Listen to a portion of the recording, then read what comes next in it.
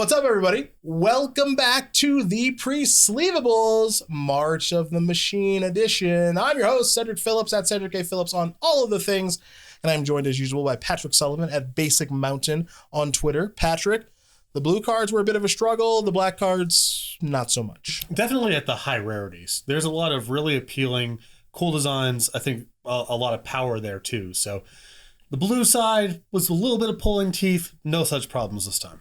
We got a lot of good black cards to look at here. No honorable mention this time, but if you have not been with us, we did an honorable mention in the white episode, which you should check out. No honorable mention in the blue or battle episode, but this is our fourth little set preview, review, somewhere in between here for March of the Machine, which I'm digging. I've been having a lot of fun.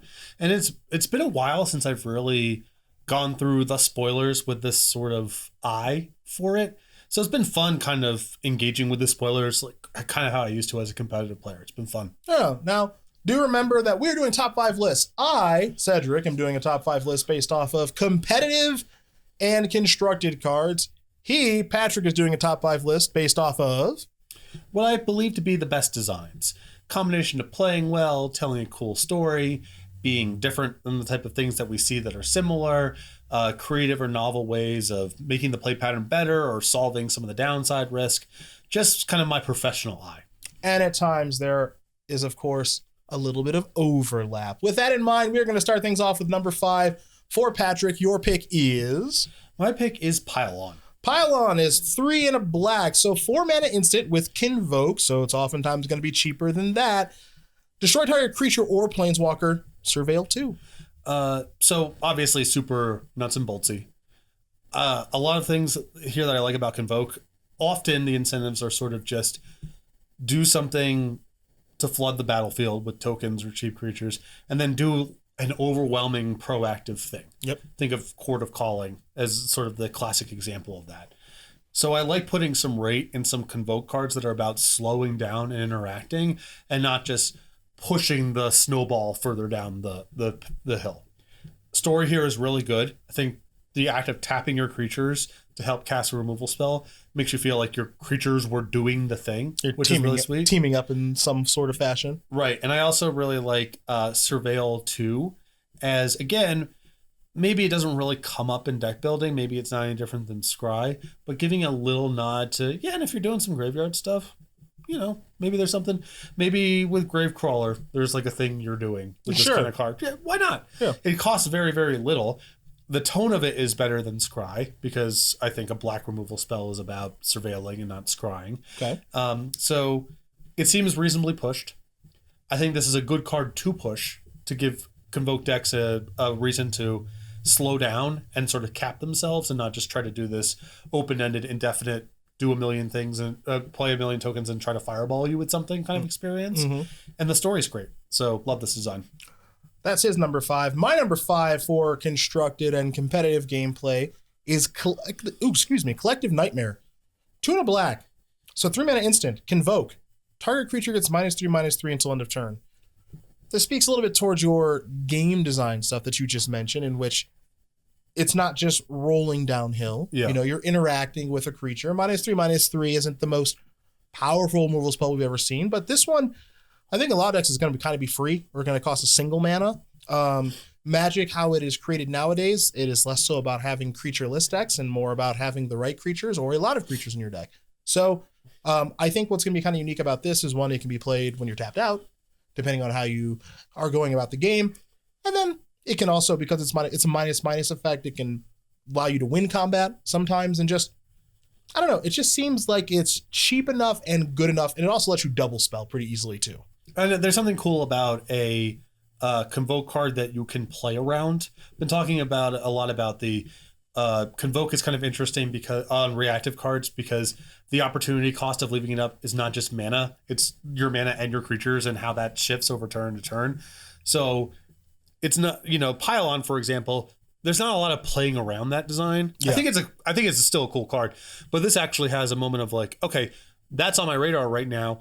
Am I willing to risk my 4/4, or is it going to be harder for my opponent to leave this up the following turn? Yeah. And then my 4/4 is clear. Yep. So the sort of timing sensitive, the short window kind of reactive cards that have Convoke, I think those cards typically play really, really well. Perfect. We're going to move on to number 4. And for you, that is Hoarding Broodlord. Is that correct? Yeah. Big Dragon. 5 BBB. So we're talking an 8 mana 7/6 dragon with Convoke. So it'll be a little bit cheaper most of the time. Flying. And then when Hoarding Broodlord enters the battlefield, search your library for a card, exile it face down, then shuffle. For as long as that card remains exiled, you may play it, which means you have to pay the casting cost on it. Spells you cast from exile have Convoke. So why do you like this big bozo? I think this card's just going to be super fun. So you get the Convoke, play with some creatures to reduce this thing. Then you get to play this, tutor for whatever. This creature is now available to Convoke the turn in question. Okay. So first of all, I think that just the story's good. It plays reasonably well. It's a nice little top end thing. It's not really about killing someone on the spot for the most part, or at least you're paying a pretty big cost as far as these things go to set up the whole thing. But just the idea of someone playing this and like getting a Thoughtseize and then using it to Thoughtseize or whatever, very funny to me. Okay. You could probably do some cool stuff with Reanimate in older formats, maybe like Time Walk or Final Fortune is a thing you could kind of look at. I'm not saying anything this is strong, but I think it's a cool card, cool story, and there's just a lot of fun stuff you can do with something like this. Okay. Also, interacts with other cards that you have in exile that you can cast, so like maybe there's some other synergies that you can look into. It has Convoke, but clearly the quest of this card is pretty sensitive to the type of creatures that you're playing with. So I think this one is just going to have a lot of really fun stories, cool moments, incentivized novel stuff. And even if it's not powerful, I think this is going to make Magic a more fun place. This is the kind of card to me that from a design standpoint, you gotta make sure you price it right. Because like if it costs 6, it's way too good. Yeah. Probably. If it costs 7, I don't know. If it costs 8, how many pips for black are you supposed to have on it? 8 seems like a safe spot. I don't know. I mean, this is a combination of tutoring, cheating mana, and also enabling to some degree combo or combo-ish kills because you have your 7/6 flyer and then you like tutor for your extra turn or whatever the thing is. It's not, even at 8, it's not no risk. It's a really hard card to eyeball. That's commonly true of the Convoke designs because, all right, well, what's the token generation like? What are the other cards I get to play alongside this thing? It's not as simple as just how much mana does it cost. But even at 8, like I can imagine there's some stuff you could do with this that is not weak. Okay. Well, we're gonna find out. I'm gonna go to my 4th card on my list, number 4 as far as constructed and competitive play is concerned. This is Archpriest of Shadows, 3 BB. So a 5 mana 4/4 human warlock with backup 1, Death Touch, and whenever this creature deals combat damage to a player or battle, return target creature card from your graveyard to the battlefield. So that effect, Zombify is the first card that comes to mind, that sort of thing, right? But of course, when you put the battle counter on something else, that means you get the one-shot it. But whenever this, yes, you get the one-shot of that. Let's see, you get the one-shot of, that with the first hit if you put the backup somewhere else. And then when this hits you, you get to keep doing that effect, which is pretty good too. Wow, okay. So, I mean, this is a high ceiling card, even more high ceiling than when I first put it on my list. Now, how often is this actually going to work? That's a bigger question. Yeah, I mean, but again, the floor is pretty high just in terms of, well, you're getting Death Touch plus really strong hit trigger. Yeah. So, like, they have to do something. It's unlikely they can just let the thing come through. That's true. And then this thing necessitates a removal spell or a blocker the next turn. That's true. And that's pretty close to the floor as long as you have a second creature. So, I don't know. I see reason to be a little bit bullish on this. 5 mana is a lot, and there's a lot of competition there, but there's a lot of rate here. I would say for how, if I'm putting an eye just towards standard, how standard matches are playing out, they're very grindy. Yeah. Right. And so this is either like a really good sideboard card for those grindy matchups where basically on turn 5, 6, 7, whatever, you like present this and it's like, okay, you've exhausted a lot of your removal spells already. Now you need to have another removal spell for this. If you don't, then I'm gonna start getting my stuff back that you killed, which makes for an interesting game and interesting decision making and how much removal you're supposed to play and when you're supposed to play it. So yeah, I mean, at the very least, I imagine it sees a little bit of play in that format. It seems like it could be a good sideboard card in a format like Pioneer, potentially Modern, who knows? So I like the power level on this card. So that's why I made my list to number 4. There are some cards that I like even more so, which we'll get to. But first, we're going to get to you. Your number 3 card is Traumatic Revelation. 1 and a black sorcery. So 2 mana, target opponent reveals their hand. You may choose a creature or battle card from it. If you do, that player discards that card. If you don't, incubate 3. Mm-hmm. Okay, so either you're going to strip something from their hand, or perhaps they don't have something for you to take, and then you get the opportunity to, down the line, make a 3/3. Yeah, so I really, much like the conversation we had in the blue section about the pay 4 mana counterspell, and if they do, you get an incubation thing. Yeah. I do like this is not balanced around whiffing. There's another thing that goes on here. I know that that's kind of what you sign up for to some extent with discard, but I've never been a big fan of, the how the power level is acceptable is that you miss sometimes. Okay. Like, can we find a different thing to try to balance this around? So this giving you the out of, if you miss or choose to, you make an incubation token instead. Now we're just talking about, okay, well, it's a modest discard spell or a modest incubation generation thing. And in both cases, you get the information about it. So that's what you're signing up for. It's not about, I just missed 25% of the time, and that's why this card's okay. Sure. Also, the story is really good. I think looking at your opponent's hand and choosing to make them discard, like, basically a character or an experience, like a battle or a creature, or instead making an incubation token. Again, there's just like this tone and vibe to invasiveness, processing things, changing things, stripping agency, all that sort of Phyrexian sort of tone that really comes through here, even though the card's extremely simple. Number 3 for me is Glistening Deluge.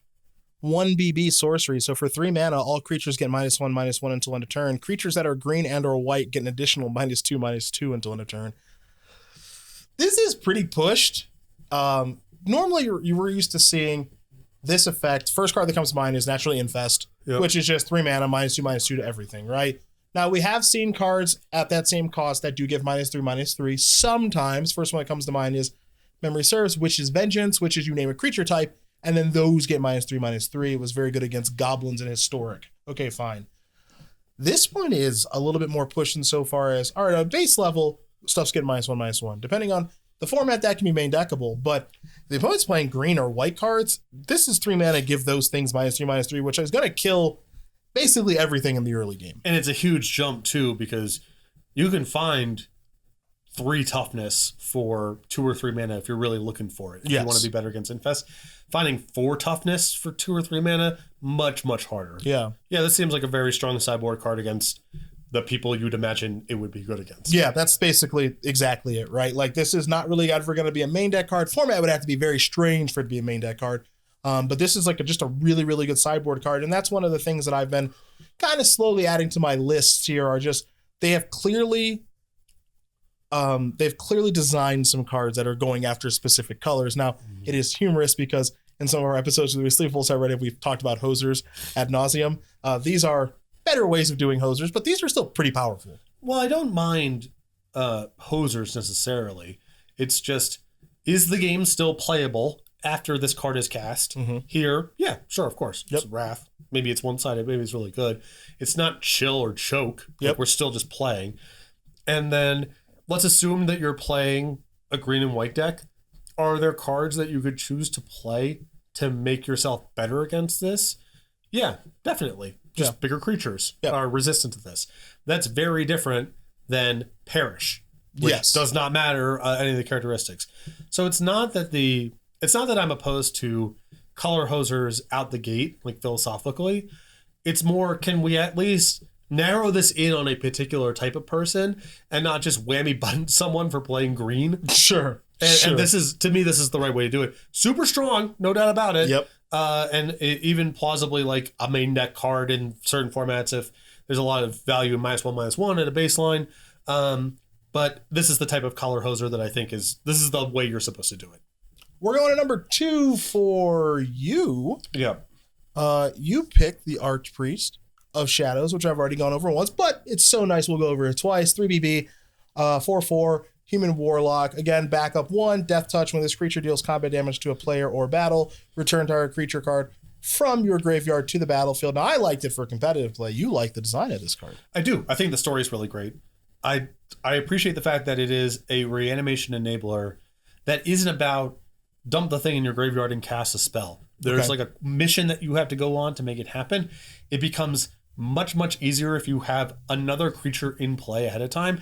A lot of the rate for this card, in my opinion, comes from backup 1, put it on whatever, attack. That requires a card, or else I'm going to reanimate, and you still have to answer this thing the following turn. Yeah.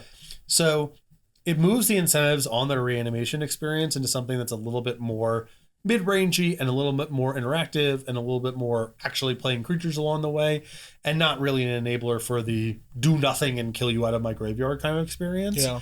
And I also think the story is really strong. You had mentioned in our white episode, the Baneslayer Angel, how, you're getting, it's better. You believe it's better than Baneslayer Angel because you're kind of divvying it up. Yeah. And you're kind of doing the same thing here, but this feels more powerful than the Baneslayer Angel.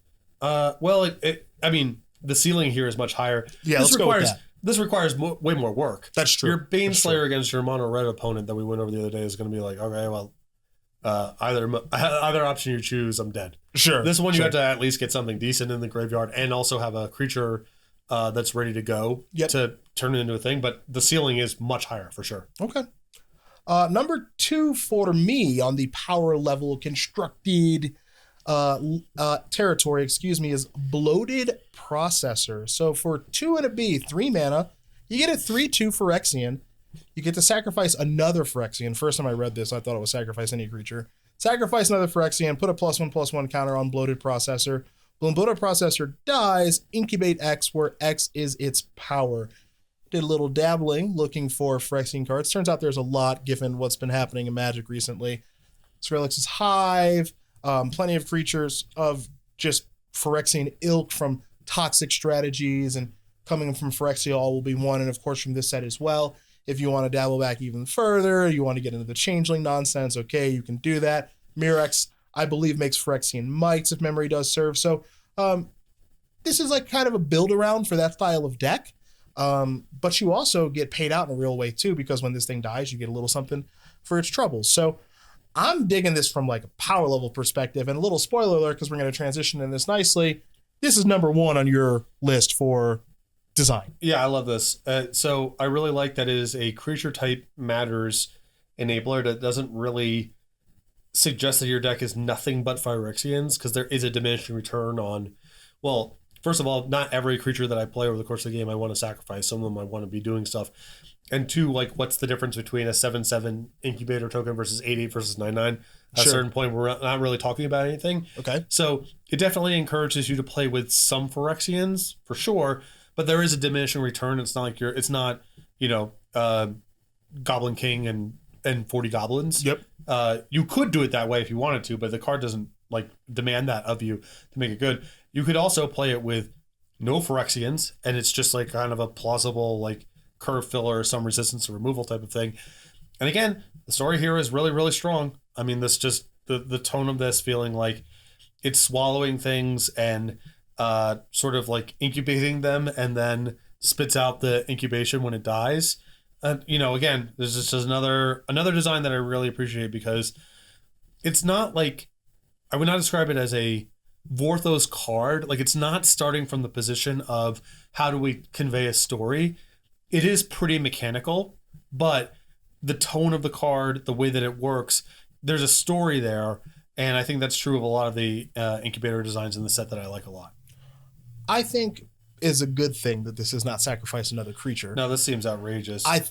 Because that's what I initially thought when I read it the first time, was like, okay, this is just one of those effects, which they don't really print very much anymore. But I think it's for the best, right? I think initially, like, first card I'm thinking of now is Nantuko Husk, right? It's just snack another creature, +2/+2 until end of turn, whatever, right? And over time, I think we kind of learned that the sacrifice strategies are pretty powerful, and they print cards that are pretty powerful with, leaves, play effects, whatever. So now this one is very geared towards, okay, as you mentioned, you can be all Phyrexians if you want. You can have some, and then some not be, if you want to do things that way. And then also when this dies, you're getting paid out too. Yeah. And additionally, this is really sick with the second copy. You get some of the Arcbound Ravager sort of thing, especially because your output is like a fireball. Like, you just make a huge incubation token and you still get to keep one of them. Yeah, okay. As insurance. So another thing to look out for just in the power level conversation is the second copy of this card really opens up some options that are historically have been strong things to be doing. So Bloated Processor was number 1 on his list. Number 1 on my list was actually number 5 on your list. So we're coming full circle Back to Pylon, which again is 3 and a B, so 4 mana instant with Convoke, destroy target creature or planeswalker, surveil 2. Mentioned during our battle episode that one of the battles had a little Vraska's Contempt style feel. This kind of moves into that territory for me as well. I don't think this card is overpowered. It does its job very well, destroying target creature or planeswalker. More often than not, it's going to be less than 4 mana. Even if it is 4 mana, it's still okay. And then the Surveil 2 you get as well if you've got a little bit of graveyard synergies going on, which Standard is kind of full of right now, and other formats are of course full of because they use their graveyard as an extension of their hand. You get paid out that way a little bit. Doesn't mean you're going to go out of your way to put graveyard synergies in, but if you do have some, this rewards that. And Surveilling 2 is pretty nice as well. So this just strikes me as just a good, clean, solid removal spell. So for me, the comp for this is Murderous Cut. Okay. Which is the first copy is going to be really, really good no matter what. The second copy, you start to feel it a little bit unless your deck is really built around doing the thing. But it's really not that hard to build your deck around doing the thing. Sure. Okay. So, yeah, it does. It's if you're doing Convoke, that means you're playing creatures. It means this one's going to be cheap. Right. Okay. That makes total sense, and I think this is much better than the blue cards. Oh yeah, I could keep going. Yeah, this is much, much, much better than the blue cards. But you know what? The blue cards are behind us, and now the black cards are behind us, which means we're going to be going to the red cards. But before we talk about that, we of course got to tell you to like and subscribe to the channel if you haven't done so yet. Ring the bell, as they say, so we can defeat the YouTube algorithm. You can of course tell us what you thought about our lists for competitive and constructed, and of course for the game design gentleman over here to my left, your right. Leave some comments. We'll respond to them if maybe you think something should be on our list, or if you're curious about our thoughts on a card or cards. You can of course also become a patron over on our Patreon page, which is patreon.com/theresleevables, where you'll get early episodes of the Receivables before they're released on YouTube here on this channel. You'll get access to some swag depending on what your membership level is, and you will get the opportunity to listen to our Patreon only podcast, which is of course Unsleeved, where we tell many a tale and answer many a question. Oh yeah, and if you wanted that Magic After Hours content, you got to come to the pod. You got to come to the pod, Patreon only pod, which is probably the best for everybody. Now the red cards. That's going to be our next episode here of the Presleevables. I don't know if you've done a deep dive into red cards yet or not, but there are some cards that I read that I immediately thought of you, of like, these look like some bangers for some mono red aggro strategies. Yeah. Really deep pool of red cards in this set. So we're not going to have a problem getting to our top 5 of that color, and we'll be back here to watch that for you guys tomorrow.